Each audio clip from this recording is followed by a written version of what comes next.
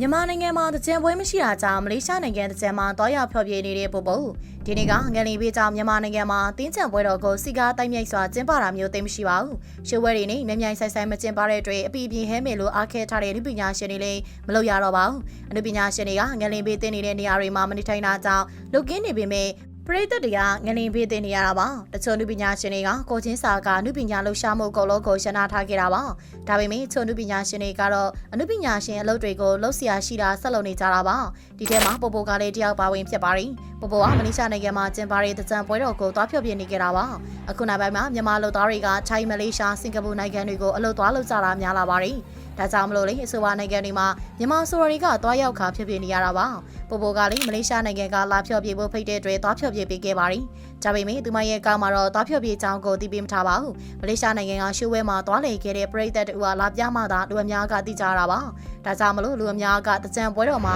ခေါ်ပြီးတော့ဖြောပြနေတယ်ဆိုပြီးတော့ဝေဖန်နေကြတာပါပိုပိုကသူ့ရဲ့နုပညာလို့စီးပွားရေးအတွက်ခိုးပြီးတော့ဖြောပြနေတာလို့ဆွဆွဲနေကြတာဖြစ်ပါတယ်လက်ရှိမြန်မာနိုင်ငံမှာငလင်ပေးကြောင်းဒုက္ခရောက်သူတွေကလည်းပြန်လည်ထူထောင်ရေးဒါမှမလုပ်ရသေးပါဘူးဒါကြောင့်မလို့လေပိုပိုကတာရင်သားတို့နေထိုင်တာလို့ပြောနေကြတာပါပိုပိုကရှေ့မှာတုန်းကလည်းငလင်ဘေးအတွက်လူတန်းပေးခဲ့ပါတယ်ငလင်ဆဆကျမပဲပိုပိုဟာသူ့ကောင်းကနေအလွန်ငွေတွေကောက်ခံပေးနေကြတာပါဒါပြင်အမှန်တကယ်လိုအပ်တဲ့နေရာတွေကိုအလုပ်ပစ္စည်းတွေရောက်ဖို့လေစူးစမ်းပေးခဲ့ပါတယ်ပိုပိုဦးဆောင်ကငလင်ပေးတဲ့ဒေတာတွေကိုရှေ့တန်းသုံးဆောင်ပစ္စည်းတွေစားတောက်ချုပ်ကိုလူတန်းပေးခဲ့တာပါပိုပိုကငလင်ဘေးမှာတက်နိုင်တလောက်လုပ်ပေးခဲ့ပြီးမှသူမရဲ့နုပညာလုပ်တွေဆက်လုပ်ကိုင်နေတာဖြစ်ပါတယ်လက်တလုံးမှာတော့ပြည်ပနိုင်ငံမှာဖြတ်ပြေးနေတဲ့နုပညာရှင်ဆိုပြီးတော့ပိုပိုတယောက်ထဲသာပေါက်ကြားလာခဲ့တာပါအခြားနုပညာရှင်တွေကတော့ထိုင်းတဲ့ကြံပွဲကိုသွားလည်နေကြတာပါထိုင်းတဲ့ကြံပွဲတော်ကရန်ကုန်မှာစီကားကနိုင်ငံသားတွေကြားမှာလည်းနာမည်ကြီးပါတယ်ဒါကြောင့်မလို့မြန်မာနိုင်ငံကပတ်စံရှိသူတိုင်ဝိုင်းနဲ့နုပညာရှင်ချို့ဟာထိုင်းတဲ့ကြံပွဲတော်ကိုတွားရောက်လဲပက်ကြတာပါဒါပေမဲ့လက်ရှိချိန်မှာမြန်မာပရိသတ်တွေကဒုက္ခရောက်နေကြတာမလို့လူသိရှင်ကြားသွားမလဲပဲနဲ့ခိုးပြီးတော့ဒါလဲနေကြတာပါ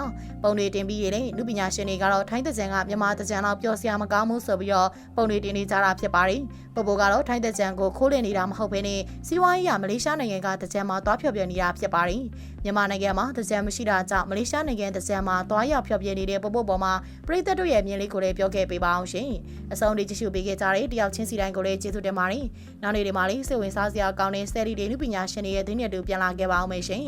ဒီနေ့တော့လောင်းနေပဲနှုတ်ဆက်ခဲ့ကြပါရီအားပေးနာဆင်ခဲ့ကြတဲ့ပရိသတ်တယောက်ချင်းစီတိုင်းလေးကိုယ်စိတ်နှလုံးရှင်လန်းချက်မြေပါစေကြောင်းကျမတို့ရဲ့ပေလေးကနေပြီးတော့ဆုတောင်းမေတ္တာစကားလေးလက်ဆောင်ပါလိုက်ပြစေနော်နောက်နေ့ဒီမှာလေးပရိသတ်ကြိုက်နေတဲ့မဲ့ဆယ်လီတွေနုပညာရှင်တွေရဲ့သတင်းတွေပြန်လာခဲ့ဦးမှာဖြစ်လို့ကျမတို့ရဲ့ပေလေးကိုစောင့်မျှော်ကြည့်ရှုအားပေးဖို့အတွက်အမိန့်ချပါနေအောင်ရှင်အားပေးနာဆင်ခဲ့ကြတဲ့ပရိသတ်တယောက်ချင်းစီတိုင်းကိုလည်း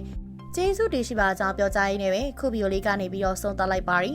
အားလုံးကိုကျေးဇူးတင်ပါတယ်နောက်နေ့ဒီမှာပြန်လည်ဆုံတွေ့ကြမယ်နော်